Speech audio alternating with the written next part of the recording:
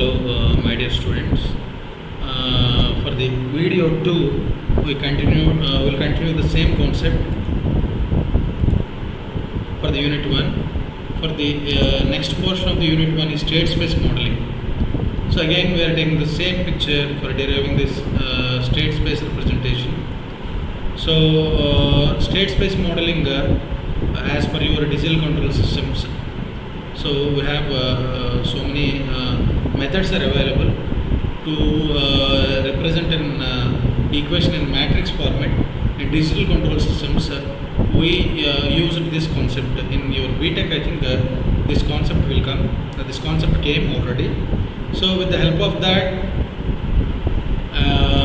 with the help of the above equations, if we rewriting all the components in a matrix format, so in left hand side, PIA is nothing but the multiplication of minus RA by LA into IA minus KB by LA into omega m plus V by LA, and similarly P omega m is also will come in the same prior version.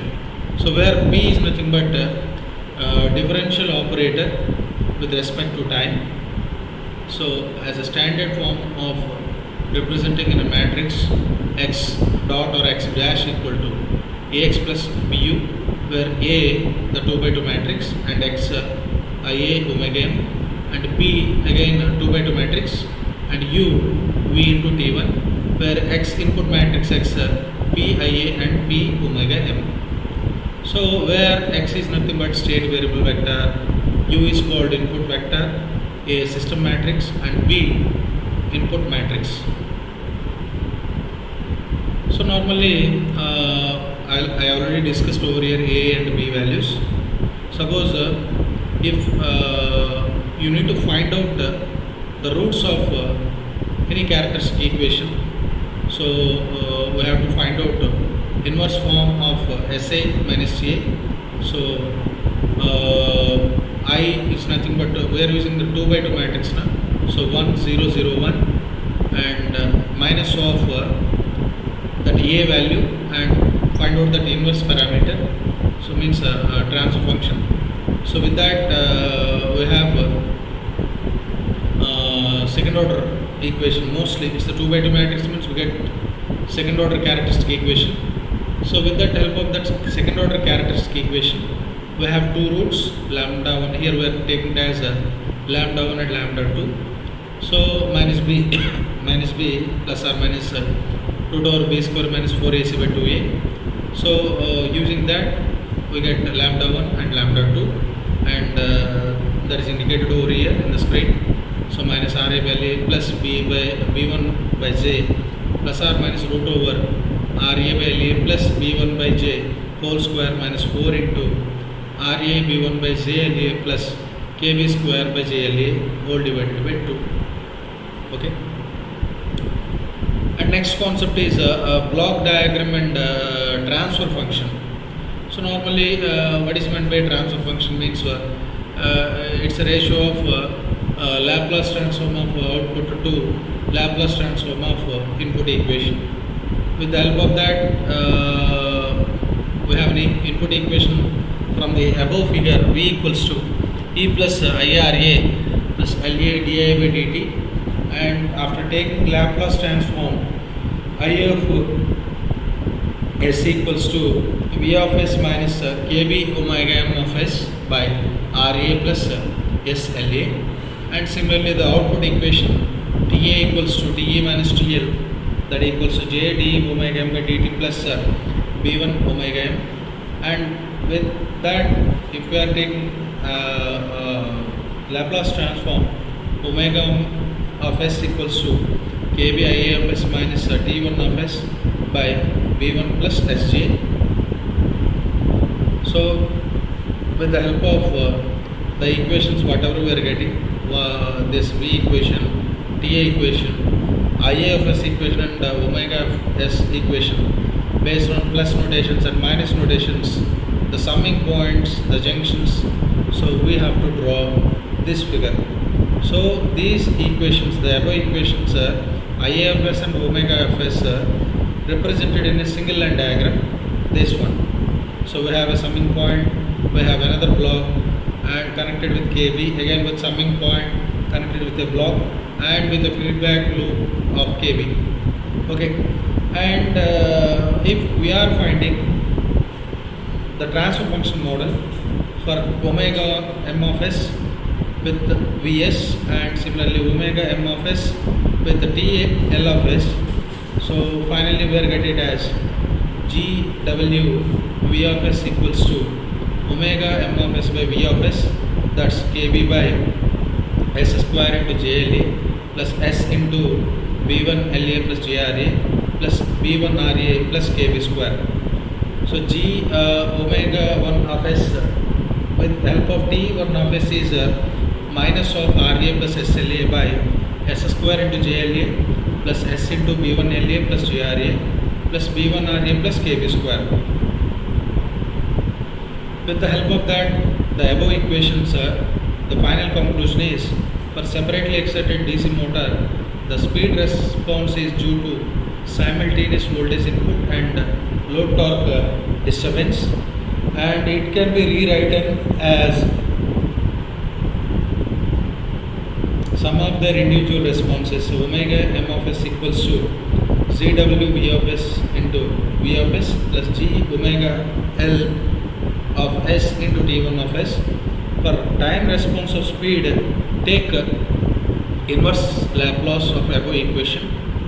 So similarly, field excitation of field winding of the motor. So for the field, based on the field excitation, we are classifying separately excited DC machine, shunt excited DC machine, series excited DC machine, DC compound machine, permanent magnet DC machine. Okay, for your syllabus point of view, for the first unit, for the field excitation, it's mostly for separately excited DC machine. So field winding is nothing but it's an electrically and physically separated from the armature winding. So and the excitation circuit is shown over here, separately excited DC machine. So field winding is need to separate a separate power supply for excited field winding. There will be an independent control of field and armature current, and this control of flux with the help of field current, and IF is also called constant, and we are familiar with as per the characteristics of the motor, torque is proportional to phi into Ia for a separately excited DC machine, and Ia is called dynamics of the motor and can be controlled. Similarly, because of the independent control of torque and flux, it can be generate varying torque for a given speed, also make a control of torque independent of speed. So with these considerations, with the help of these parameters, the speed regulation can be taken as 0, and the field winding is connected in parallel position to run armature winding, and that excitation circuit is also shown in the bottom half of the figure. So if the voltage is constant and flux is constant, how to vary that input voltage with the help of control of IA and IF if both are lost, and with the help of these readings, if we draw a characteristic model between torque and the speed, the characteristics are shown over here. So with the help of the speed incremental position, we get reduced torque model over here. So means what, if IA is increasing, VA is also increasing, but the back EMF of the motor gets decreases. Okay. Similarly, one more characteristic model, it's drawn between torque versus speed. Okay, for a series excited DC machine, we hear what the armature here the field winding is connected in series with the motor, and by maintaining the same notations and everything, we get torque is proportional to square of armature current. So means what, by increasing the speed somewhat further, we get reduction of the torque. Similarly, the compound machine, and in our BUV, familiar with the long shunt compound motor, short shunt compound motor, differentially compounded DC motor. and cumulatively compounded DC motor. And this is the crossover view section of conventional permanent magnet DC motor assembly, and it has some advantages. So comparing with the previous construction models, so PM DC motors have compactness, elimination of resistive losses, and it just is slight similar to like a DC motor. And so here the major disadvantage is aging effect. Means what, field strength decreases with respect to time. Similarly, this is for measurement of motor constant for RE. So R equals to V by I. Similarly, the finding of armature inductance with the help of this model. So root over VA square by IA minus RA square by 2 pi Fs, where F is called frequency and it's measured in hertz. But we have a small component. Armature resistance is referred to as AC resistance. It's not equal to DC resistance of armature. Similarly, motor EMF constant, and the figure is indicating it's a linear curve with a slope, and the slope of the curve is indicating value of EMF. It's always constant because it's a linear model. Okay, and similarly, the important questions from the first unit. So mostly these type of questions will come. Explain the theory of operation of separately excited DC machines and derive expression of induced EMF.